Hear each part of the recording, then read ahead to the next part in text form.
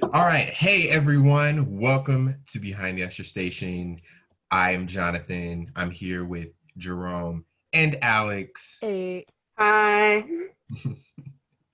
And today we're going to be talking about all things horror film. So if you are a horror fanatic, you will enjoy this episode. This is a very special episode because we are recording this one day before Alex's birthday. Aw. So happy birthday to Alex. When this uploads, her birthday will have passed. So go ahead and wish her happy birthday. Follow her on social media. That would be a wonderful birthday present. It's like a Yeah. weird time to have a birthday, It is. but thank you. Yeah. I mean, but if you're the type of person who has birthdays that are inside, then you're more introverted with your birthdays. I guess it's a great time. Mhm. I mean, I usually am. My birthdays tend to be more like my mom and my sister. I actually recently just started like going out to like dinner or bars when I moved out to Seattle. But like you guys are like last year, I Mhm. think I went over to Lauren's house and watched a documentary, The Flat Earthers, that documentary on Netflix. Mhm. Because I wanted to watch it, but I needed somebody else to control the remote because I kept changing it because they just drove me crazy. But so that's how I spent my birthday last year, and this year I'm spending it in quarantine. Hey. So it's been an interesting couple years. That's good.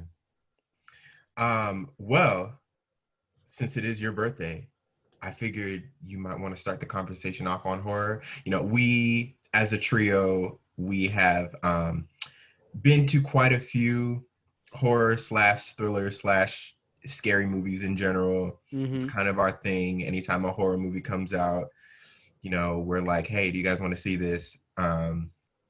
So yeah, if you want to go ahead and start off the conversation about like what are some of your favorite horror movies? Well, I'm a big traditional one, so I quite enjoy like Child's Play. I was really upset when they did the remake. Really, my all-time favorite one would have to be Nightmare on Elm Street.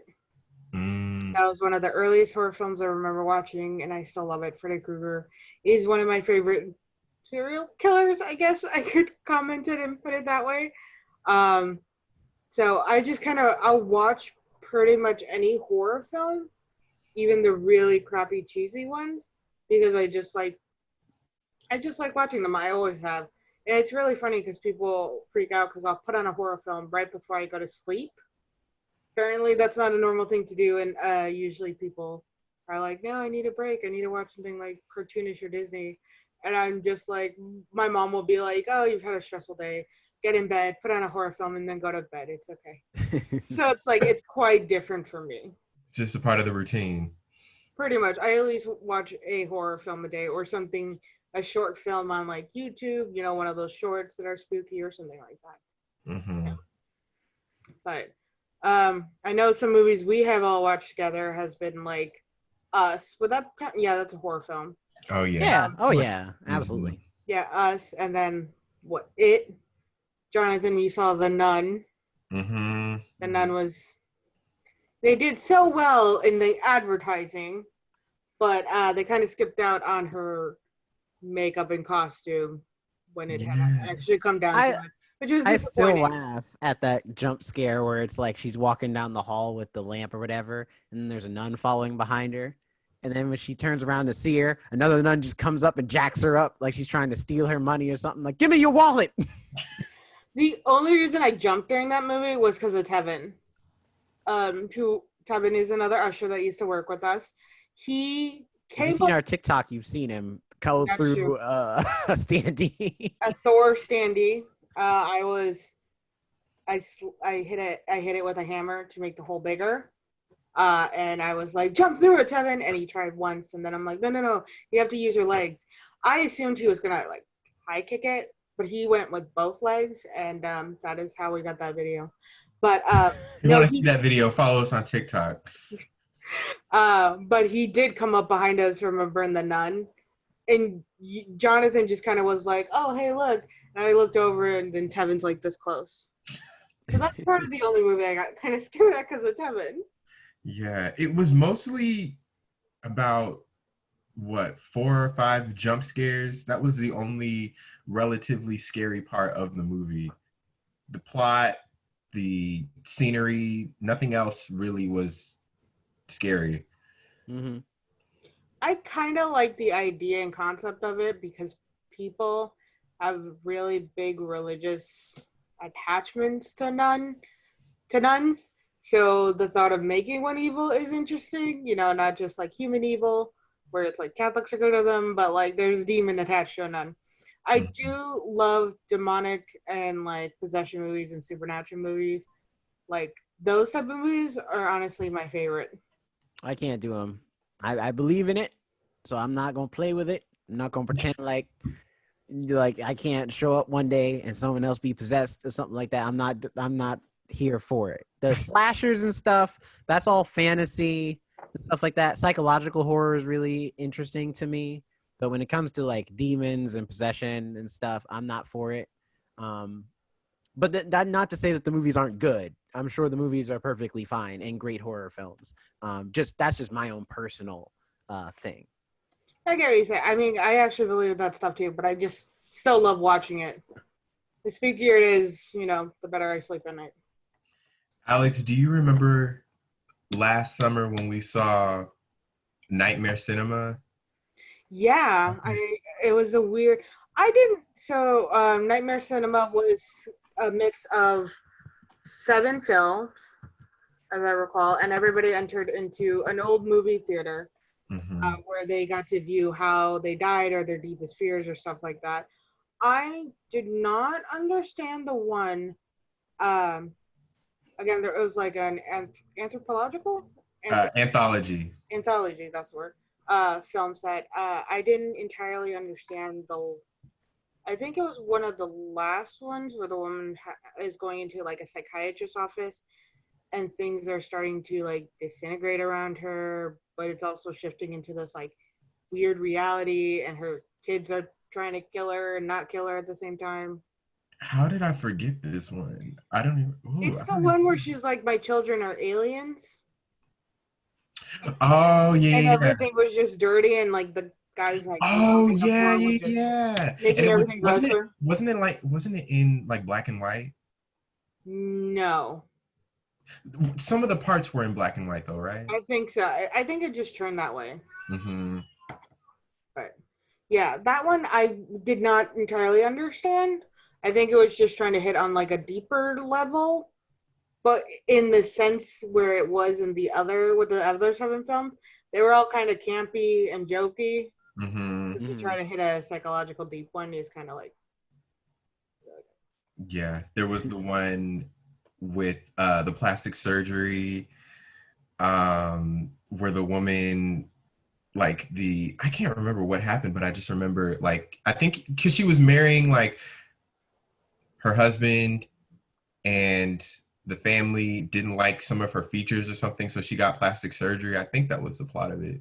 that was like the first or second one. Yeah, she got like plastic surgery and they like took away her nose and like Hmm. stretched her mouth this far. They kind of just morphed her.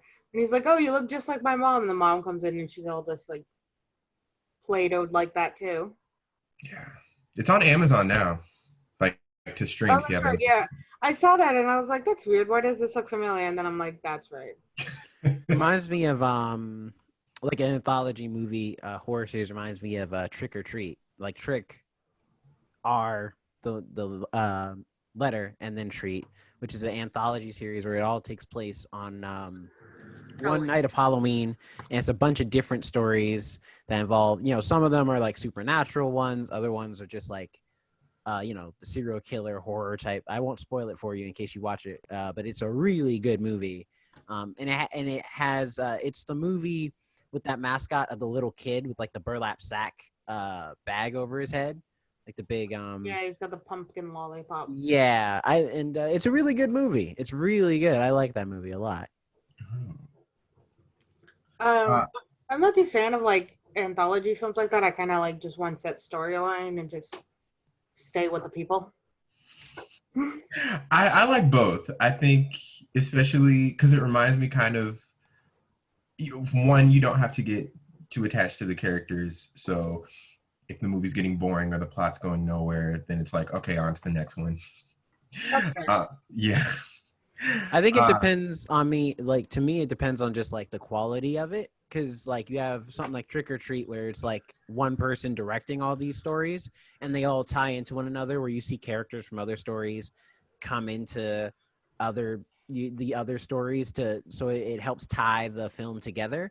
But then you have something like VHS, which is just a bunch of essentially short horror movies directed by different people. And so like the first few were okay, where it was just like they got some really good directors, and then like the last couple, some of them were good, like some of the shorts were good, other ones weren't. So it always, for me, it always just depends on how you're doing it and who's doing it. Because if it's one person, normally it's a lot better because it's one vision as far as like directing goes. But if it's like multiple people, then it's a bit of it's just how well does everybody's different stories tied together as far as like in theme, or if it is characters, like having those characters jump between each story. Yeah, I can see what you mean with that. yeah. Speaking of like short stories, uh, does The Strange Thing About the Johnsons count as horror? I that Debate. I mean, Let's in debate it. someone's mind, it is a horror movie, I'm sure. it's traumatizing, I'll give you that, but I don't believe it's horror. It is definitely like psychological Well, I don't know, thriller because and drama. it's directed by the same guy who's directed Midsummer and Hereditary, and those two movies could be considered like, at least Hereditary is more of a. I haven't seen Hereditary, but from what I hear, it's more of a straight horror movie than Midsummer is. Midsummer is a lot more psychological and creepy, but I would say it's on the same vein as A Strange Thing About the Johnsons, where it's not that it's horrible because it's like a lot of people are dying or there's a high body count, but because that situation is just so stressful and like creepy and puts you in a place where you're just like, yeah, I don't want to be here no more. I don't want to be with these people anymore. I really can see what you're saying about that, but at the same time, there is like an arc to like every like genre you see, and I wouldn't file that one. The director clearly has some family issues he needs to work through, because I remember you telling me that with Johnson's Hereditary and all that. And I'm like, clearly he, you know, he definitely needs to see some family. He needs to see some therapist. Yeah, There's because nothing wrong with that. That's okay. all of his movies have some weird, creepy family connection that's terrifying and Mhm. dives into this space that sometimes you don't want to dive in. But I Yeah, really enjoy his movies. Weird I enough. do. I think they kind of mess with you on another level, which I appreciate. But like, Midsummer like scarred me. oh my god, when he drank the juice That when he drank the juice, I was like, or don't drink the lemonade, juice. I know. I'm like, don't you notice it's a different color? Mm-hmm. Well, he didn't see the, we know because we've seen Right. the tapestry. But if you He hasn't notice, seen the everybody tapestry. else's color of lemonade is yellow and yours is pink Maybe he thought it lemonade. was Are you strawberry gonna lemonade. drink it? Strawberry lemonade. It had a tang to it. That's still like you're literally the nobody else but you. I mean, that would automatically just make me suspicious about everything. For me, it's more just like because a lot of the creepiness of Midsummer is that a lot of the horror is off screen as far as what happens to a lot of the characters. And so I thought it was like, it's one of those things where there's hints of stuff going on. It's like, where's this character? I don't know. Did you guys hear that scream out there? Yeah, I heard it. And nobody thinks to themselves, you know what? It's time to go. Which is Something's not another right. thing. Yeah, there was like 50 people. Another thing that bothers me about certain horror films is the people aren't that stupid. I think we like to think people are, but when there's a town of like 50 people and you're hearing screaming all through the night, but your friends are missing, but none of the 50 people are, clearly something's wrong. Mhm. and you should know this. Well, and that's I always prided on horror movies that do find loopholes around that sort of thing. Like, for example, the remake of Evil Dead. The plot for that movie is that instead, because in the first Evil Dead, in the original Evil Dead movies, it's that they're just going to a cabin to just hang out, Yeah. and then they're just there. That's the In movie that I haven't seen any of the other Evil Deads other than that original first one. Evil Dead 2 is really good. I like Evil Dead 2. But Mhm. and Army of Darkness is on my list of movies to watch every It Halloween is because so it's so funny. good. It's so funny. It's considered a horror film, but it's more of a comedy. More of a horror comedy, yeah. But the Evil Dead remake, they change the plot where the main character is this girl instead of Ash, and the plot is that she is a recovering drug addict. So when like all the weird stuff starts happening, they think it's weird, but they think that it's just her saying things because she wants to leave to go do drugs, and so there's a motivational reason for them to stay at this creepy cabin despite what's going on. And then by the time they realize it's a demon thing going on, it's too late to leave because now the bridge has been destroyed, and the rest of the movie goes on. But I was like, that's a neat way to like give your characters a real motivation for Well, not wanting to leave the area. with the original Evil Dead, Ash never got possessed. It was still his girlfriend who got Yeah, it possessed was his in girlfriend. both films too. So it was the same thing, yeah. But this time in the newest one, it was his sister. And you're right, there was that motivation of like, okay, she's acting weird, she's behaving this manner because she's trying to get the drugs out of her system. Mm-hmm.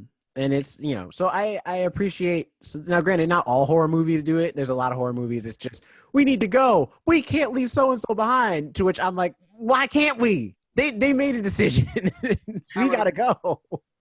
I Kind told of this along. to all my friends. I will leave your asses behind, and I'm telling you two now. I've told that, like, I'm very close to Lord, and I've told that to her because there was one time in the concession. It was the last showing. We were all by ourselves, and Forrest was there, who was an old security guard.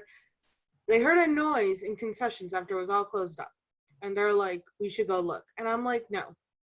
And I'm like, "I'm gonna stand right here. No. You two can go look and become Scooby Doo, whatever. I'm not going." And then they're like, well, Forrest was like, well, if you hear a scream, will you come get us? I was like, no, you're the ones who wanted to go investigate. He's like, so you're just going to let us die? I'm like, absolutely. And I'm going to tell you guys that now. I will absolutely let you die. Oh no, if I believe, I'm a firm believer. If I see a bunch of people running, I'm running. What y'all running from? Don't matter. They running. We going with them.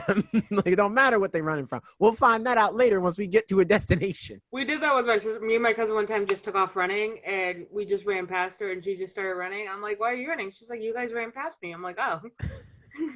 She's like, I don't know what was happening, but I knew I had to run. I was like, oh, we were just running.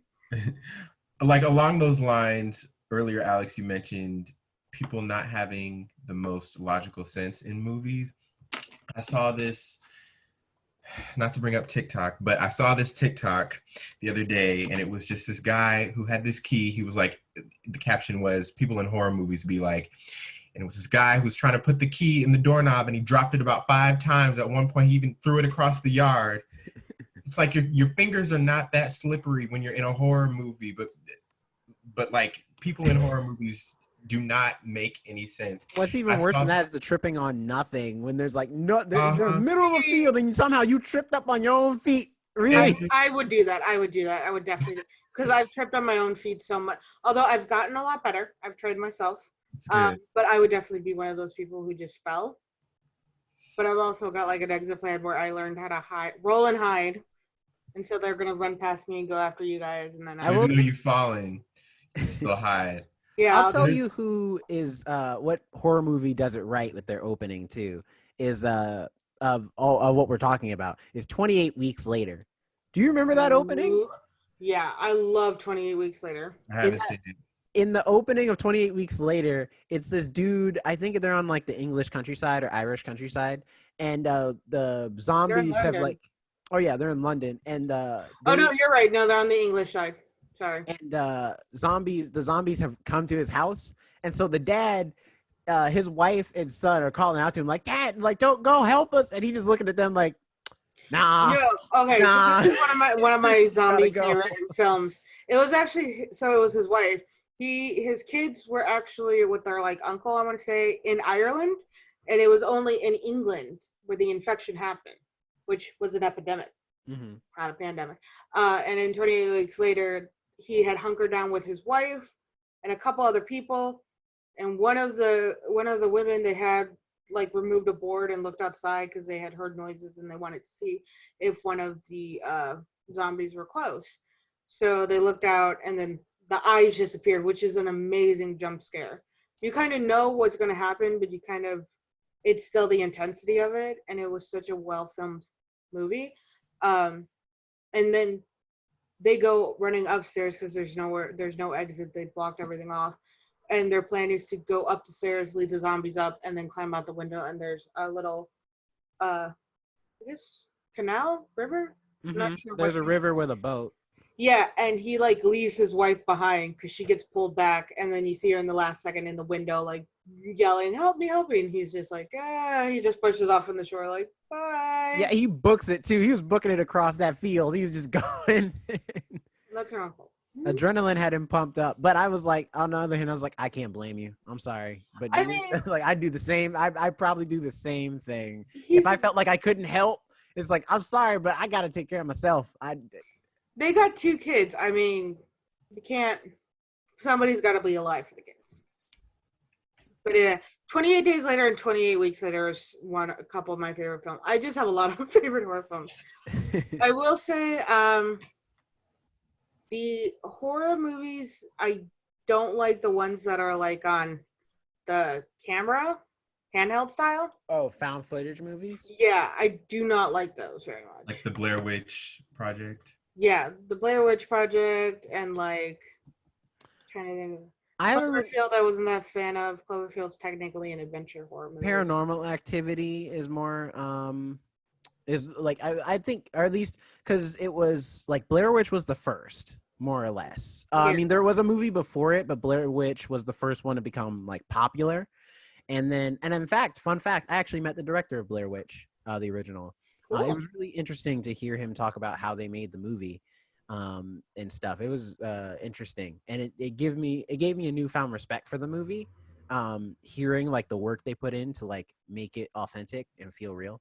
But anyway, because I know as Blair Witch made it popular, then a couple different other movies tried to do it and it never took off as well as Blair Witch did. Well, Paranormal Activity, I feel like. And then Paranormal Activity you came agree. much later and was like changed the game forever. And I- then And a now bunch I of feel like you haven't seen. I feel like that hasn't been a thing since Paranormal Activity. well, they've changed because we've had Unfriended, where they did the Skype one, where it's like it's a Skype call instead of yeah. like a video thing. I think I've noticed a lot more just because I've watched a lot more horror films. Like there's some movies called The Gallows where these kids sneak into like this high school and it's this like weird like it's a vengeful ghost of a play, even though he died by accident.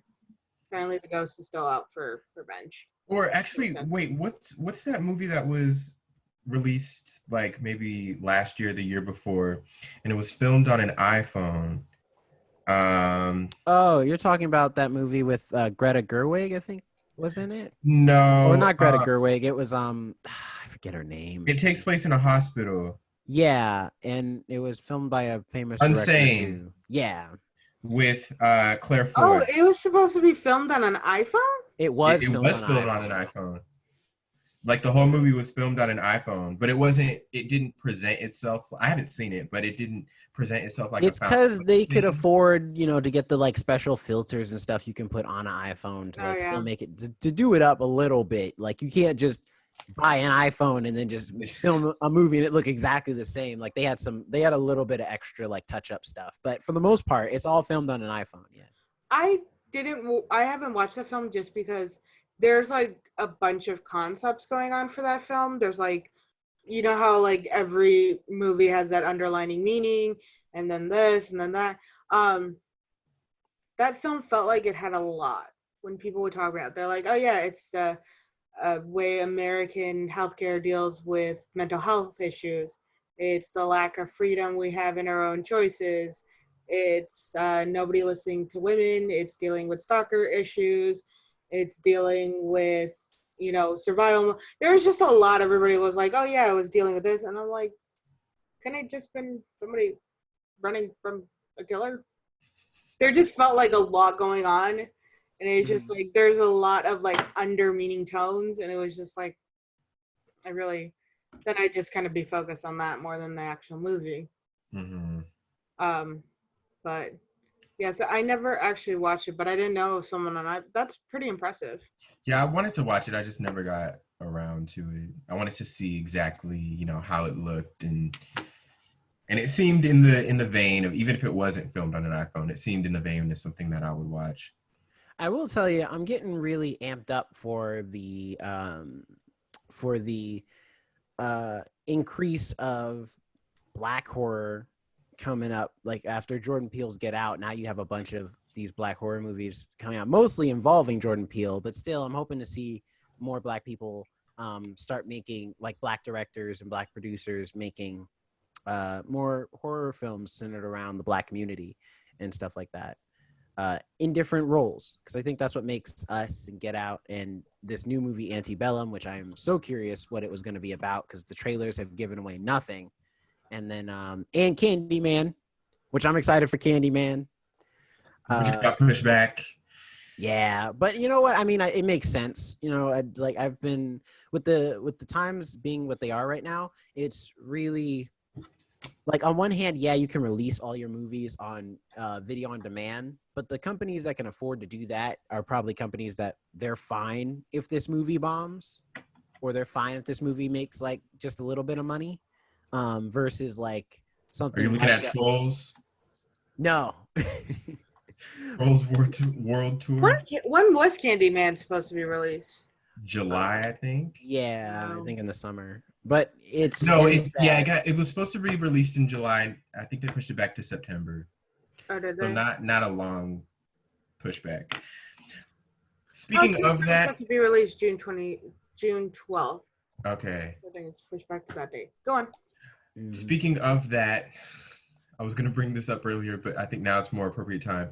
I don't know if I showed you guys. I showed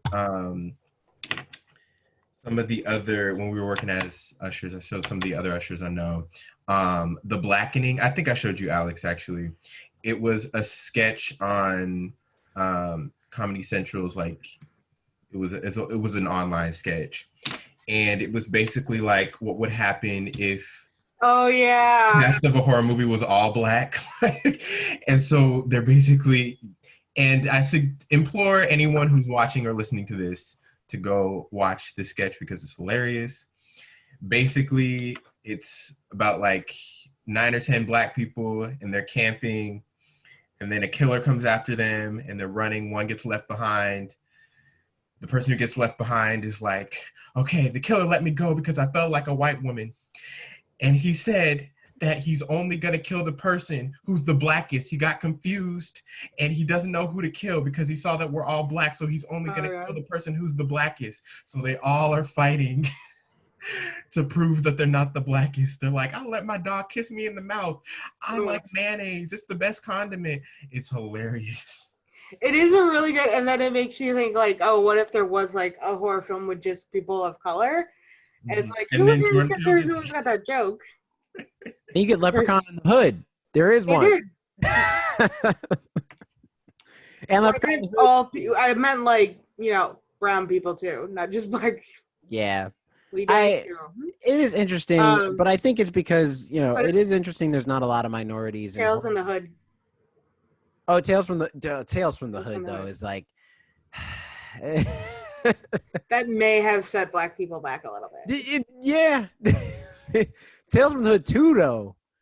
Oh, my God. That was spooky. Have you ever seen that, Jonathan? No, Tales from the Hood 2 is not that spooky. It's worse than Tales from the Hood 1. I like Tales from the Hood 2.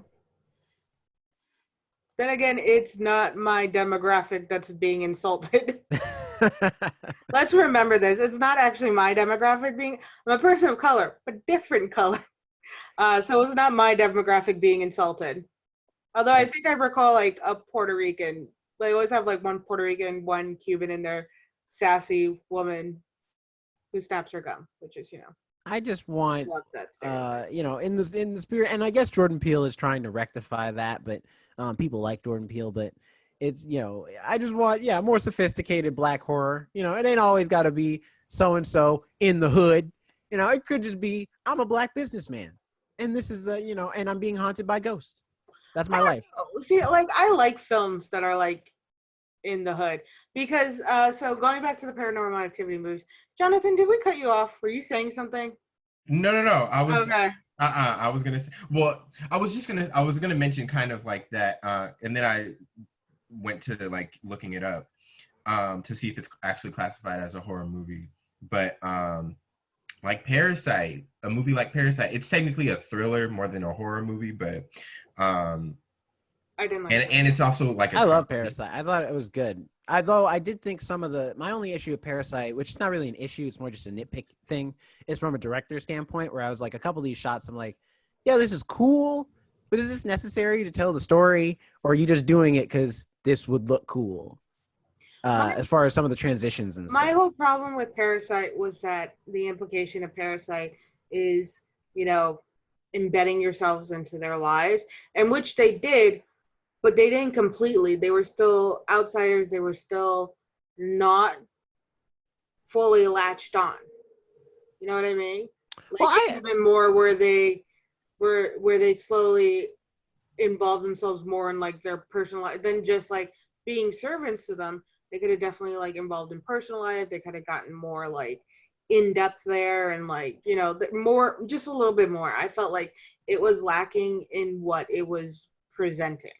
I felt like they were, it was getting across because they were, clearly the message of Parasite is that they're just leeching off of these people's privilege to be able to get jobs and get money and stuff like that. But at the same time, much like most parasites, they're still outer body things. Like if you get, if you have a leech on your body, the leech doesn't then eventually become a part of your body. It'll still forever always be an outside but a leech isn't a parasite off of you. But nonetheless, Parasite is actually like within you. Yeah, Parasite literally first starts out and then embeds itself. It burrows into you. And that's the whole thing about parasiting. It's that it gets inside you, it becomes part of you, and it takes over certain parts. They didn't do that. They still stay disconnected. And it's also, they were doing what they had to do to get a job. Like, I don't know. There was something about that where I'm like, maybe because, I don't know. That didn't bother me. They were doing it in a way where they were screwing over other people. And they even have that discussion where they try, like, or at least, I don't know if it's the dad. I forget who brings it up. But one of them, like, when they're chilling in the house, they bring up, hey, you think, what's his face that was the driver, like, got a job or whatever? And it's like, when you realize, and you realize then also at that same, shortly after in that same scene, that the housekeeper is embedded into the house because the father eventually like lives in the house. Yeah, in, that's in that secret compartment. So it's I felt like Parasite on the ideas of theme was really interesting, and whenever I go back and dig into the movie, I always find something new. That's like new stuff. Felt like they could definitely done more with it. They had great potential, great scenery, and everything. I'm not like criticizing the acting or anything. I just think it had such more potential. It was such a powerful film that it could have just gone a step further. Plus, I still don't know, because not being from that country, I don't know how far would have been too far, at least as far as like believability from that country standpoint of like, because they only, like in the movie, they only get like community service or whatever, and then they don't go to jail. But I don't know the laws in that country, so I don't know how far they could have gotten without being put in jail, essentially, or without them having to be put in jail for the story to make sense. So I don't know, but nonetheless, Parasite is a good movie. Two things for me about Parasite. First, I felt really bad for the housekeeper. Like when she showed up and her eye was swollen and you don't know why. Which, by the way, they're apparently making a spin-off series the same director is going to direct it, and it's going to be for HBO. And some of those questions will be answered from the movie, like why did this happen? Why did that happen? Secondly, I thought it was great, like for representation, because this movie blew up and everybody was talking about it. Everybody wanted to see it. I know I saw some people talking about how people were complaining about the subtitles, like, or not complaining, but like it was their first introduction to subtitles, which is crazy in I America. know. Like, we shouldn't limit ourselves to only things that are in English. Well, I But get, I understand the issues with subtitles only from the standpoint of, for some people, they don't like subtitles not because they don't like to read the subtitles, but that the subtitles are distracting because you're not looking at the movie when you're trying to also read subtitles at the same time. So you could miss something happening because anyone who's watching it who that's their native tongue, they're just watching the movie. They're not reading the subtitles because they can understand the language. But if you don't, you're reading subtitles and for it's the equivalent of trying to read a book at the same time as you're watching a movie. Like you're a bit See, that's distracted. the thing, that you're that much older and that this is your first introduction to subtitles. Like I've been watching that kind of stuff since like I was younger, which is something you really should introduce your children to. Like I'm not saying to like Korean horror films, but to the fact that there's so much more, because then you kind of get stuck in this. This American cliche loop. Well, I Have think the same storylines, what feels like the same storylines over and over. Like I absolutely love international horror films. I'll watch a lot of them. They get kind of weird. I can't watch a lot of Asian style horror films because one thing I don't like in horror films, there's a couple things I actually don't like. It's vomit, urine, and poop, bodily fluids. I'm fine with blood, guts, somebody getting bowed, cool with that. But the moment other bodily fluids get in, I don't know, there's something about it where I'm just really grossed out. And a lot of, I guess, Asian films, going to Japanese, Chinese, Korean films that I've seen of those cultures, tend to use that as well. So I get really I'm like, no, this is hitting me in like a different, this hits differently. So a lot of their films I can't watch because they'll use stuff I'm not accustomed to because I didn't get, get censored, not censored, censored when you stop watching. like desensitized or Desensitized to that. I'm perfectly fine watching a person get emboweled, but disemboweled. Disemboweled, both. But I mean, for me, I don't know. It might be because it might be also a culture thing because, like, for a lot of younger people and millennials, anime is a big thing, and almost all of that is subtitled depending on what you're watching. So, for them, I'm sure it wasn't an issue and that's why a lot of millennials love Parasite. But I can see for the older crowd that isn't into like as much subtitle content, it could be a bit of a struggle. But I do think more international horror movies, international film should be appreciated because there are some really creative ideas coming out of the other countries as far as horror movies and thrillers and everything else. I can like see the whole thing about, you're missing out on the image when you have to read the subtitles. But I think especially since America puts out so much content and international audiences, they have to watch it with the subtitles or with the like janky dubbing or whatever. If they have to endure with our mess, then we should endure with their content.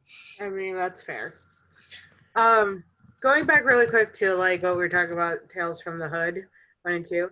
I think I think the reason I like that so much is because I didn't grow up in that bad of an environment, but I did, grow up in like a poor area, and like with the Paranormal Activity movies, they weren't really scary to me until I watched the Paranormal Activity, the marked ones, which is involving a Hispanic guy in a poor neighborhood And like That twist ending for that movie though is that like ended up really so good. good. It was a good loop around. It was a good connection to everything. Mhm. But it goes with him being in that tiny apartment with his grandmother, his friends, the same deal, like all this stuff. And it was like, oh, I think it shows more like instead of being a suburban family, happening slowly, it's really, oh crap, it can happen to somebody right in the middle of the city. I mean, Somebody who's not a big part of this. that's what the same as the Purge movies, and why the Purge I movies was got literally popular. just about to say Yeah. that. That was dang. You Well, stole no, my thoughts.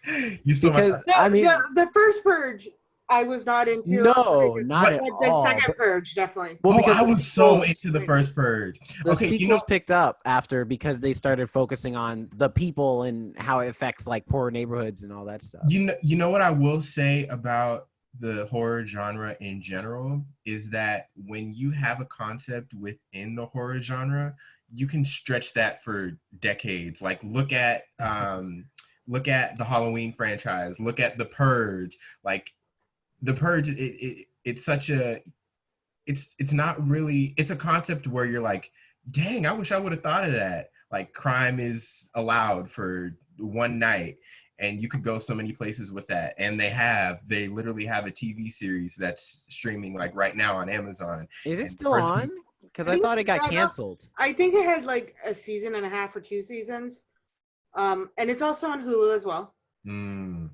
So yeah, that's an example of, a franchise that can just like run itself dry. I bet you they have more Purge movies in the works as we speak. It's because when it comes to horror, I think the two things that make good, or at least make lasting horror franchises, if not good horror franchises, is either an iconic character, like somebody that you like to, not so much you like to root for, but a villain you just like watching, like a Jason or a Freddy or a Michael Myers, and then the second thing is a really interesting world, like the Purge. Like the Purge, the idea is very simple, but the implications and the ideas around that simple concept gets your brain thinking. Like, I mean, so many people have had 1,000 discussions about who they would be in the Purge, what crime would you do, where would you go, like if you had to like hide out for 12 hours. And it's led to all these movies with different ideas of like, well, how does the elections work during the Purge? How does like people in the hood work? What was the first Purge like? And it's led to all these different movies. Well, that was the whole thing about the Purge. I believe it was in the second movie, The Purge Anarchy. It was pretty much how they got rid of the poor, how they got rid of people in lower income places, which were mainly people of color and everything like that. So, and they had these government facility people going and collecting people and just straight up killing them. Or some people were actually selling them to these like rich people so they could get hunted. So that was messed up. I really liked it because, it was just more show. Like, these people are the lower income. These people can't afford, the steel doors or anything like that. The first Purge annoyed me. The daughter was stupid. The son was stupid. The wife first, was Both the like kids were dumb. I would have. the first All of them movie were or dumb. the first, are you talking, when you say the first Purge, are you talking about the movie The First Purge or the first movie? The first movie. Okay, The because whole there's a movie family called was. The First Purge. And how big is your damn house that you're losing your children in them? They lost both children. They didn't just lose one. They didn't lose the other. They lost both kids multiple times because they're like, stay here. And when they came back, neither child was there. I And did then not like spoiler either of those alert. kids. And then spoiler alert, Ethan Hawke dies in the end. Yeah, because of his daughter's stupid mistake. Letting in some crazy. Well, no, his boyfriend. son let in the homeless dude, and then his daughter hid the boyfriend in there. Like, it's just No. The boyfriend didn't. She didn't know the boyfriend was still in there. right. That's true. But nonetheless, it's just that movie. I respect that first movie as a great way to introduce the concept, but I think they quickly learned right after that first movie that, okay, clearly this is a concept that's great to see the world, like what's going on in the streets, not be shut up in a house for the entirety of this movie. I agree with that. It gave way to a better concept. that I it actually gave to the movie. Mhm. I actually really liked the first two. I've only seen the first two. I haven't seen like the Independence Day or the election. Election was all right. The first Purge I felt like was a lot better Mm. of a movie. I I have not seen the first Purge. I just recently, I want to say, watched the election year, and I was like, yeah. I I really liked the first one, the initial movie, because I kind of like that concept. Sorry, I'm looking something up while I'm talking, but I like that concept of it all taking place, in one night, in one central location, and you're even though it takes place in one location, you still can't track everyone, and you're trying to keep track of every character and everything. Um, and movies like that, like the first or I keep saying the first Purge when it's the first movie. Um, Movies that take place in one like location, I'm really drawn to. Like, and I'm trying to pull up the name of the movie right now, so I'm trying to stall. It is called um Mine, you can do don't Don't Breathe. Have you guys seen that one? it. Is Yeah. that the one where she's in like the basement and she's like Yeah, that's the with that's the That head? the movie, poster for the movie is her like this. Yeah. See, I that one is the same thing as Unsane, where it has just too many things going on. I thought no, I mean I felt it was fairly simple. It's just the when the twist comes, it's just one of those things where I was like, out of all the things I thought was going on in this movie, this is the last. Not even well, correction. It wasn't even on the list of like what the twist of the movie was gonna be. uh, it took me by surprise. That was one of the first horror movies that I'd seen in a long time that actually surprised me with like when you find out what's going on with this character, like the villain character. The blind man. Yeah. Yeah. Because I thought it was just, I mean, and granted, that's what the marketing material was that it's like these teenagers trying to break in this blind man's house, and then turns out this blind man is the wrong blind man to mess with. Because he basically is Daredevil. Yeah, which I kind of found a little, I don't know. I think the twist was unneeded, honestly. I think the twist was kind of like he became Daredevil. And like, I get if he had like some dark secret in his basement, but like trying to impregnate somebody, that was kind of creepy. Like that was creepy. Then the turkey baster when he's just like, Yeah, all right. that was like, that's another movie. Wow, I definitely blocked that out, but now I'm like remembering it. It's okay too. But I mean, I do like a good bottle horror movie if it's done well. It's. I think I like Don't Breathe was okay. I wouldn't say it's like my favorite, but it was a good one. I'm trying to think of like what ones are really good. A horror movie I like that is in one location, kind of mostly because it was low budget, was A Quiet Place. I really enjoy that movie a lot. Quiet Place was really good. I think it was done very well. Yeah. And with the sequel coming out, which I'm sad that's also postponed for a bit. Yeah. But my only concern with when I saw the sequel was that it wasn't going to be as horrifying, because you're like, most of the time, most movies that start out as horror movies, the second one, especially if the ending of the first one is we figured out how to kill the monster, normally the second one is then like the action movie, because that's what they did for Alien and Terminator. And It too, yeah, where it's like the first movie is more terrifying because you're dealing with characters who don't understand what they're dealing with, and they don't know how to kill the thing they're dealing with, and then they figure it out by the end of the movie. And so the next one, they're like, well, they know how to kill it, so I guess we'll just make them like super cool, or like a mercenary or an assassin of these creatures now, or some type of thing where they're now like fully prepared for the situation. And it kind of loses the horror aspect of it a little bit. Yeah, it becomes more or less about like surviving in the moment and more so like getting ready for war. Right. What do you guys think about horror TV series because I just started last night The Haunting of Hill House. And Oh, that's so good. okay, I've been hearing one of my coworkers recommended it to me, and I've been hearing Love it. things I about haven't it. watched I know it it got yet, released. so Okay, I know it got released months ago, and I really like some of the actors in it, like Victoria Progetti. She was on You, and Mikhail Hausman. So I'm all in at this point. I just have to watch it. I like started half of the first episode, so I I gotta wait. think it depends on what your level of horror is, because like Hunting a Hill House, for example, is on a streaming service, so they can get away with a lot of crazy, gruesome stuff. But then when you think of something like an American Horror Story, which is on like network TV, they can only do but so much. And they did try and push the envelope as much as they could, but then, because the first season's fairly creepy and scary, Yeah.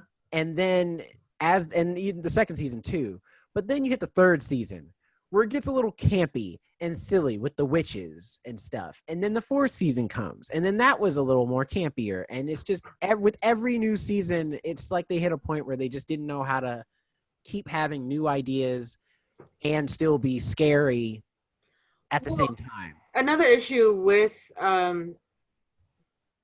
oh crap, you were just talking about the show. American Horror Story. American Horror Story. My brain just stopped there. They were doing different concepts, but they were kind of trying to do like an anthology movie where they're mixing it all together in the end too. Like there's a mutual connection between every story, which like is okay, but you have to have that definitely plotted out way at the beginning, and it's kind of clear they didn't. Yeah. Like, yeah, it's all kind of in the same universe and stuff. And they were like, we're kind of tying in everything together, but it's like, you guys kind of, I think you guys decided around the third or fourth season that you were definitely going to link it everything together. Mm-hmm. For the Hell on Haunting of Hill House. Haunting on Hill House is a really good movie. And after you watch it, I would watch other stuff about it, like, oh, you could spot the ghosts in the house. You didn't know this, or you didn't know, and you were like, oh, that makes it so much creepier because they were able to put it in plain sight, but you were so drawn in by like the story or by what the actor was doing or by what you were feeling or trying to kind of figure it out for yourself, being like, okay, there's definitely a connection.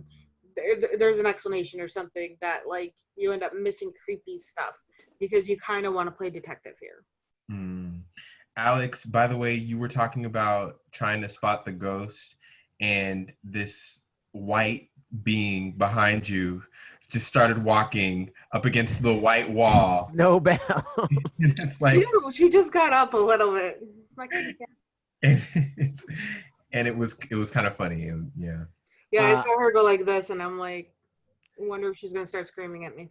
It reminds me of another good horror, well, horror-ish, but not really, is Penny Dreadful. I used to love that show. Still do. It was a great show. And if you don't know what it is, it's a show where it's basically trying to tie together all the Penny Dreadful novels from the Victorian era. So stuff like Dracula, Frankenstein, Dorian Gray, all that stuff. In later seasons, you get Dr. Jekyll. So, and it was, but it was trying to do it in a much more like realistic horror way where it's a lot slower. It's not trying to be all actiony, kind of like a League of Extraordinary Gentlemen. It's more trying to be more introspective and psychological, and you still have a lot of these disturbing horror moments, especially dealing with the devil and dealing with Dracula and stuff. And it was a really good series, and I highly recommend it.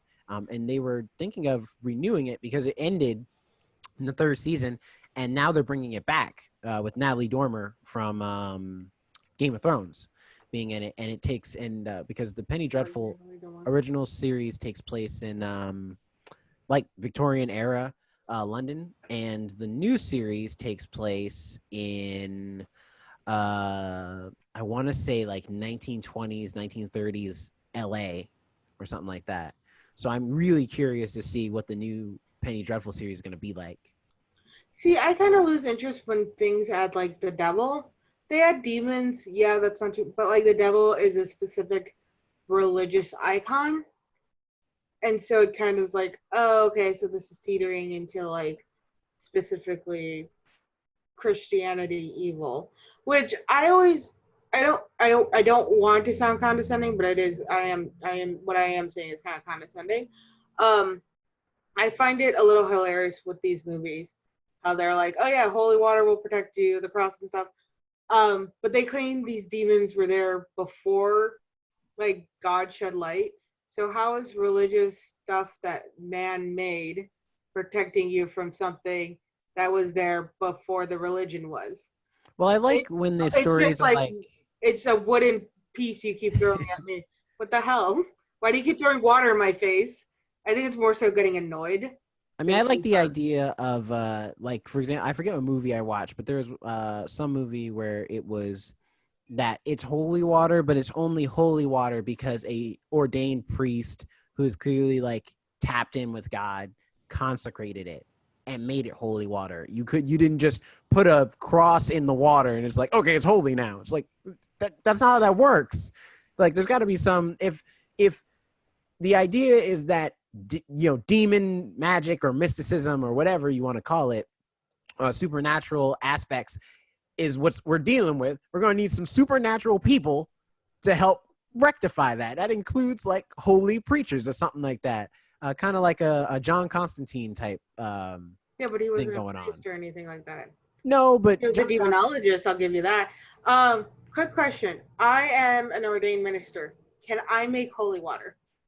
I assume you can. And I have like rosaries from every Mexico. movie is still said so. I have rosaries from like Mexico that are made out of actual like wood from different trees. Does that mean I can actually make holy water? But that's different than a priest, right? That's true. I think a priest is different than an ordained minister. But I'm still technically a minister. And I probably have more sacred rosaries than the priest around here do. Also, Might I'm actually sure I'm sure a piece of faith has to go into it too. Like you gotta have enough faith to make that holy water really holy, like make it potent. I kind of gave up. We want to start. The demon's coming for me. It's coming for me. I'm too tired. Don't give me that look, Jonathan. Okay, we're about approaching time.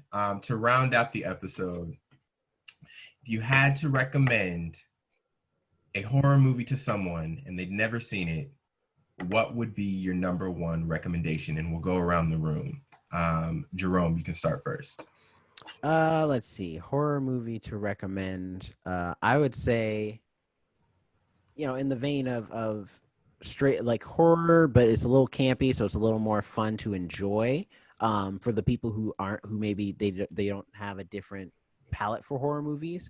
I would say an Evil Dead 2, just because it's campy, it's fun. So even if you're not into like the creepy aspects of it, you can maybe have a little fun with it and make fun of like some of the cheap effects and stuff like that. But if you are into horror movies, it still is a little creepy. There's still moments that are scary and spooky. The Deadite makeup still holds up really well, and it's just an all-around good movie to start out your horror career, no matter what you're trying to get out of horror, essentially. What about you, Jonathan? Because we didn't hear much from you this episode. I would say I would have to go with Us, because I love a good horror movie that infuses other aspects, such as comedy, such as an adventure movie. I love when any movie has some sort of adventure aspect to it, where they're on some mission to chase something or running away from something. Also, we didn't talk about this movie, and it doesn't classify at all as a horror movie, but some people might argue that is The Wiz. I've seen that movie about 10 times. It's not a horror movie. That's a musical. It's not. It's a musical. It's a musical, but if you watch that movie, there are aspects of it that are terrifying, and that's what I love about it. I love that movie, but it is terrifying. When she lands in Oz, the way those munchkins appear from like the darkness, and also the look of Eveline. Just Google like Eveline the Wiz and you'll get nightmares. So Listen, when Diana Ross and Michael, ease on down the road, that's my jam. That's not a horror movie at all. I've It's never fun. heard you sing that once since I've known you. Not That's your because jam. we've never talked about the Wiz before. But let me tell you something: the Wiz is the best. We got to do like a watch party for the Wiz or something, like a reactionary, a reaction podcast to the Wiz or something. The Wiz is great. It's a fantastic movie. it is good. Michael Jackson as the Scarecrow. That man sung his heart out as the Scarecrow. Them crows. Anyway, so that's your horror, Us and The Wiz. That's a very broad pick for horror films. I will give you that. You're giving people options. Exactly. Alex, how about yours? I like, with me, horror films are like, I'm so into them, and I do like the ones sometimes that are kind of like crappy, or some that go a little too far, I admit. But for somebody who just kind of wants a good fright and kind of wants to like get into it, Insidious Ooh. is really good. And I think the second Insidious, it gets a little boring because there's a lot of explanation. But like the whole franchise is really good. They stopped too at they made 4. They tied them together really well. There is an order to them. It's not in the right order, but there is an order to them. It's done really well. The framing, the music they use, it matches your heartbeat. The monsters seem just enough to make you wonder, like, holy crap, what's behind her? And it's that whole frightening where it's coming after somebody so young, because you're always like, oh, they're a kid, they're innocent, so they're protected from evil because they're innocent, and it's a young soul. But like this way of showing, like, yeah, kids are more powerful than people think. There's more strength to them, and because of that, because their world their view isn't yet corrupted, I guess is the best way to say it. They can see more, and because of that, it allows so much more to enter this world. So it kind of like messes with the fact that the imagination of what you had when you were a kid, those imaginary friends, those imaginary monsters, those bedtime stories, now it's like, are they actually real, or like what? Because the little boy has all these drawings. So Insidious 2, 3, and 4, like, I really love those movies. And I think for more modern horror films, they were done so well. Modern horror films tend not to scare me very much anymore, but those I'll still get like a chill to them. They'll still creep me out very well. So definitely Insidious. Nice. Well, I think this was a good discussion. Horror show retrospective. Yes, I'm gonna have to watch Unsane. I think that's what it's called. Yeah, and Haunting of Hill House. I'm gonna watch that. There's supposed to be a new season coming out of a different one in 2020. They never gave an actual release date, but now because of the COVID-19, I'm not sure. Probably pushed back. Yeah, everything's been pushed back, which is fair and understandable. Everybody's safety comes before entertainment and things like that. Mm-hmm. The safety of individuals comes before that. Mm-hmm. For sure. I'm hoping Penny Dreadful season 4 is supposed to come out this year, so I'm curious. I mean, they already released a bunch of trailers, so that leads me to believe they're done filming and they're probably just editing. So it should come out, but if not, I will wait for it. They probably might not want to release it yet because they can't do like a lot of like the premieres and stuff like that, and their advertising. Because it's on Showtime, so yeah. Who knows? Because that's at least on a cable network. Because I think Westworld's doing really well because everyone's at home on because it's just on HBO for you to just watch. Yeah. So we'll see. But I'm sure it's like it is a debate in the as to whether it'll come out or if it'll at least come out when they said it was going to come out, and if it'll come out later. That's well, I guess that's it. Discussion. Yeah. We hope you enjoyed this discussion with Behind the Usher Station. Let us know your favorite horror films, any that we didn't mention, any that we should check out. And until then, I'm Jonathan. You can find me at Jonathan Keys on Instagram, Twitter, whatever. Where can we find you at, Jerome? You can find me at Not Jerome Rhett on Instagram, and that's it for now. But I am working on some stuff for quarantine, so I'll like once it's actually up and updated, then I'll plug that then later. But you know. And you can find me, Alex, at Living My Okayest Life on Instagram. I'm mainly there doing weird stuff in the morning because I wake up so damn early. Nice. You can email us behindtheusherstation@gmail.com. You can catch us on Instagram, TikTok, Facebook at Behind the Usher Station, and Twitter at Usher Station Pod.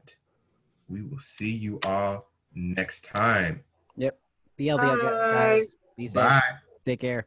Wash your hands. Stay Yes. isolated. Enjoy those horror films.